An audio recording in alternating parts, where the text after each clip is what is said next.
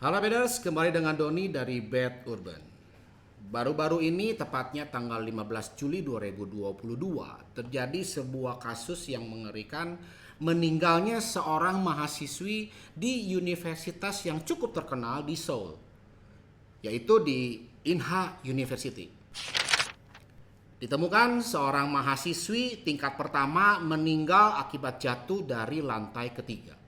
Bagaimana kisah selanjutnya? Tetap di Bad Urban, channelnya horor, misteri, dan konspirasi dunia. Karena dunia selalu punya cerita.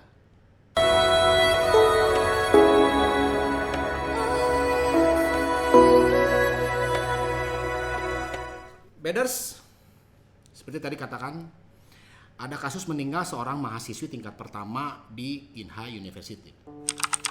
Diinfokan bahwa pada waktu itu ada beberapa mahasiswa yang dikatakan setelah ujian berakhir mereka merayakannya dengan makan-makan dan minum-minum. Tanggal 14 Juli seorang wanita bersama dengan teman-temannya pergi ke sebuah tempat makan dan juga mungkin tempat minum yang tidak jauh dari kampusnya tersebut, merayakan. Ya, setelah beres ujian biasanya kita bersenang-senang sedikit lah setelah menghabiskan banyak energi untuk mengisi ujiannya. Nah, pada saat itu kita sebut saja dengan nama si A, seorang wanita ini, mahasiswi ini minum-minum dengan beberapa temannya dan akhirnya juga minumnya cukup banyak dan dikatakan mabuk.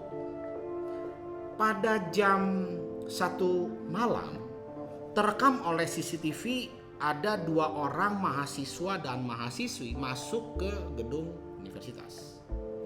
Dari pengakuan seseorang kita sebut dengan si B, yaitu temannya si A yang ikut juga minum-minum pada waktu itu, dikatakan pada saat mereka itu minum-minum dan akhirnya mabuk, si B ini pada saat mereka akan pulang, si B menawarkan kepada si A. Katanya dari pengakuannya, karena rumahnya si A ini cukup jauh dari kampus dan hari sudah cukup pagi, jam 1 pagi, si B menawarkan ke si A, udahlah kita gak usah pulang, saya temani kamu saja di dalam kampus karena kampus dekat dari sini. Nah, menurut penuturan si B, si A menyetujuinya dan akhirnya mereka berdua berangkatlah ke kampus mereka, Inha University. Karena terekam jam 1 malam itu, jam 1 pagi itu terekam oleh CCTV, keduanya masuk ke dalam kampus. Pada jam 3.49 pagi ditemukan oleh seorang pejalan kaki ada mahasiswi yang tergeletak dengan mulut berdarah dan telinga berdarah tanpa busana. Setelah dilaporkan terjadinya kejadian itu, akhirnya polisi dengan sigap datang ke TKP. Setelah dilakukan olah TKP dan berdasarkan dari rekaman CCTV, akhirnya polisi pada siang harinya menangkap si B.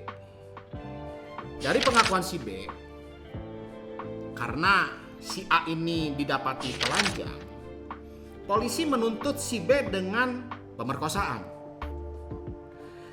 Dan entah bagaimana si B menurut info katanya mengaku memperkosa, tetapi tidak mengaku kalau dia itu membunuh si A. Kalau dilihat dari bangunan Inha University,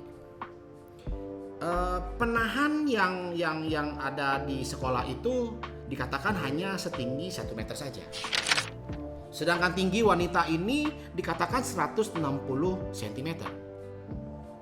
Boleh katakan pendek atau tinggi, tapi cukuplah untuk kalau seandainya dia terjatuh karena penahan hanya semeter saja gitu. Bisa jadi dia jatuh tidak sengaja. Si B dituntut oleh kepolisian dan juga dituntut oleh keluarga si A melakukan pemerkosaan dan pembunuhan. Setelah dilakukan olah TKP, tidak ditemukan bukti akan terjadinya pembunuhan atau pemerkosaan di lantai 3 tersebut. Seharusnya ya ada informasi yang mengatakan mungkin saja si B ini melakukan pembunuhan terlebih dahulu di lantai 3. Setelah diperkosa, dibunuh dan dibuang. Tapi tidak masuk akal kalau buat gua ya. Karena dari laporan polisi pun dilihat tidak ada bekas-bekas atau bukti-bukti yang mengarah kepada sebuah pergumulan yang terjadi di lantai 3. Kalaupun misalnya si A ini dibunuh di lantai 3, pasti mungkin ada bercak darah, atau juga mungkin dari hasil tim forensik bisa dikatakan ada memar-memar di tubuhnya. Tapi ini juga memang karena kasus ini masih bergulir di Korea Selatan, bukti-bukti atau hasil investigasi polisi masih belum lengkap diumumkan. Karena bukti yang mengarah kepada si A sebagai pemerkosa dan pembunuh juga belum bisa dipastikan pada saat ini. Berdasarkan dari kasus ini gitu ya. Kalau gua gitu ya berpendapat, opini gua,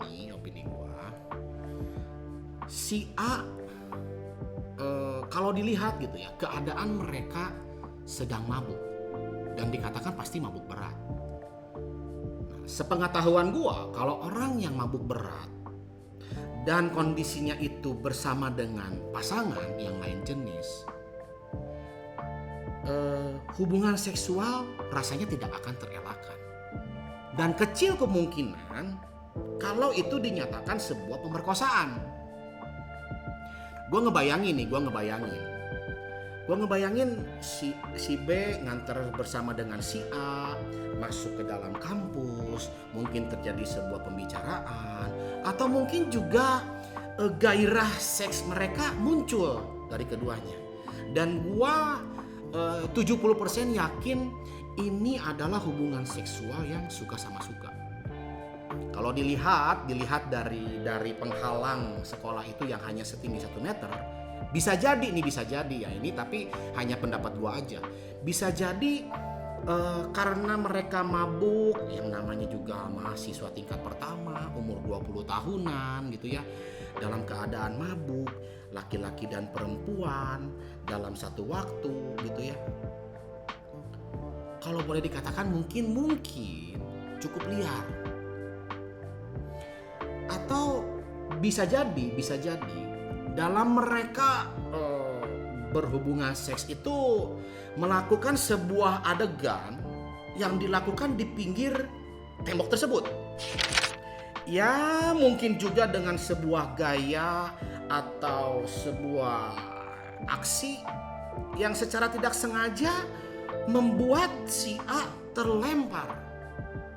Karena dikatakan, diinfokan di situ, si A ditemukan jatuh pada jam 2 dini hari. Ditemukan oleh seorang pejalan kaki pada jam 3:49 dalam keadaan sekarat. Setelah dibawa ke rumah sakit, akhirnya jam 7 dinyatakan meninggal. Polisi pada waktu itu menyayangkan kenapa si B setelah tahu si A jatuh, dia tidak segera menghubungi polisi atau berusaha untuk menolongnya. Tetapi dikatakan si B ini tidak melakukan apa-apa. Padahal kalau mungkin kalau dia segera menolong pada waktu itu, mungkin si A bisa diselamatkan. Tapi kita kan tidak tahu apa yang sebetulnya dialami oleh si B. Dari opini gua, si B mungkin ketakutan pada saat itu.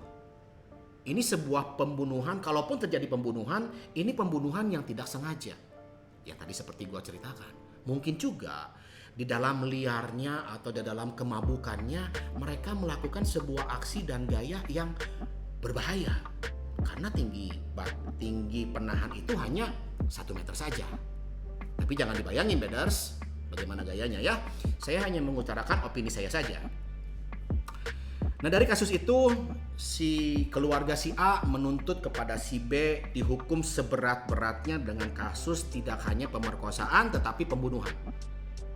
Tapi dari pengakuan si B, dia mengatakan, ada yang mengatakan bahwa dia mengakui memperkosa.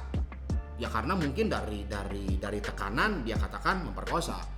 Tapi kita tidak tahu, seharusnya kalau memang dikatakan memperkosa, hasil forensik akan mengatakan bahwa terjadi gesekan kah, atau luka di vaginanya kah, atau terjadi pergumulan kah, memar-memar di tubuhnya. Nah itu pasti akan membuktikan lebih kuat bahwa si B itu memperkosa. Nanti kita tunggu hasil forensik lebih lanjut dari penelusuran kasus ini. Nah buat gua, opini sementara, si B tidak sepenuhnya bersalah. Mungkin juga itu adalah pembunuhan yang tidak disengaja karena gaya tertentu, tapi malu untuk diungkapkan oleh si B. Ya namanya juga anak muda, umur 20 tahunan. Nggak sengaja dalam keadaan mabuk membuat temannya meninggal.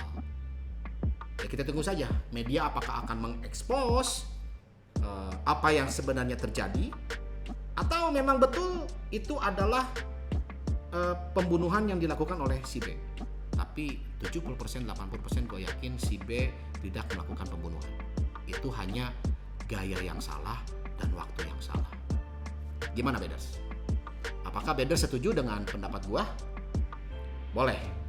Gue tunggu komen dari Beders di kolom komen di bawah ini. Atau Beders punya opini lain atau ingin membantahnya? Yuk kita diskusi di komentar. Sekian Beders, saya Doni dari Bed Urban. Ciao.